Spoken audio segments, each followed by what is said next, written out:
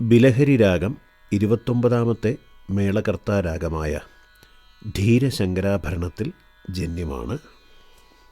ആരോഹണം അവരോഹണം സരി ഗ പദ സാ നി ദ പ മ ഗ രെ സ. ആരോഹണത്തിൽ 5 സ്വരവും അവരോഹണത്തിൽ 7 സ്വരങ്ങളും ഉള്ള ഒരു രാഗമാണ് ബിലഹരി.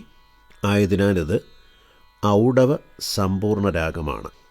സ്വരസ്ഥാനങ്ങൾ ഷഡ്ജം, ചതുശ്രുതി ഋഷഭം, അന്തരഗാന്ധാരം, ശുദ്ധമധ്യമം, പഞ്ചമം, ചതുശ്രുതി ധൈവതം, കാകലി നിഷാദം എന്നിവയാണ്.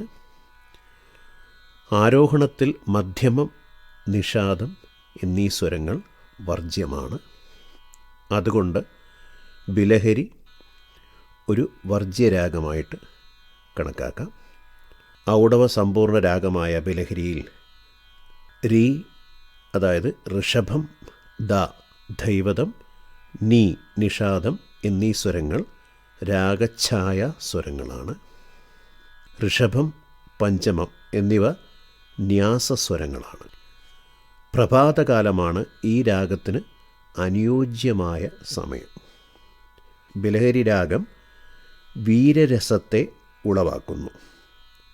അതുകൂടാതെ ധൈര്യം, സന്തോഷം, ആവേശം എന്നീ രസങ്ങളെ ദ്യോതിപ്പിക്കുന്നു. ഇതൊരു ഭാഷാംഗരാഗമാണെന്ന് ചില ഗ്രന്ഥങ്ങളിൽ പറയുന്നു.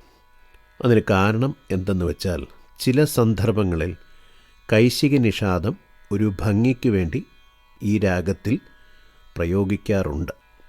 നാഗസ്വരത്തിലാണ് കൈശിക നിഷാദം ബിലഹരിയിൽ ആദ്യകാലത്ത് പ്രയോഗിച്ചു വന്നത്.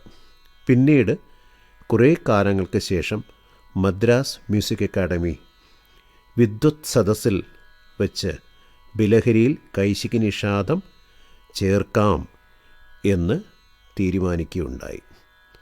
അതിൻ പ്രകാരം ബിലഹരി ഒരു ഭാഷാംഗരാഗമായി മാറി. ബിലഹരി രാഗത്തിൻ്റെ പ്രതിമധ്യമ രാഗമാണ് മോഹനകല്യാണി. ബിലഹരി രാഗം ജീവൻ നഷ്ടപ്പെടാൻ പോകുന്ന ഒരു വ്യക്തിക്ക് ജീവൻ പ്രദാനം ചെയ്യുവാൻ ശക്തിയുള്ള ഒരു രാഗമാണ്. ഗപമഗരേ സ.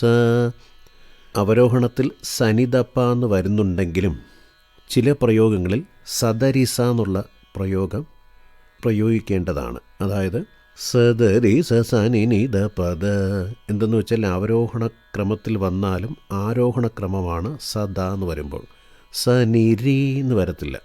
അതിനാൽ സദരി സനിനിദ പദ, അവിടെ നിന്ന് ദൈവതത്തിൽ നിന്നും ആരോഹണക്രമം വരുന്നത് കൊണ്ട് സദരി സനിനിദ പദ സരി ഗ. ഇതൊക്കെ ഈ രാഗത്തിൽ ശ്രദ്ധിക്കേണ്ട ചില പ്രയോഗങ്ങളാണ്.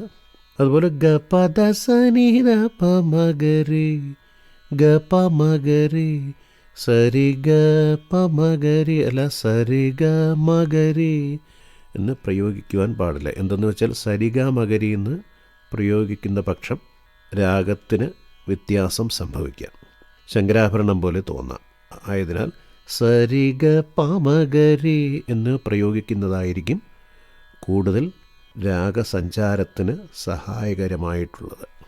ഈ ബിലഹരി രാഗത്തിൻ്റെ സഞ്ചാരങ്ങൾ വയലിനിൽ നമുക്ക് കേട്ട് മനസ്സിലാക്കാം.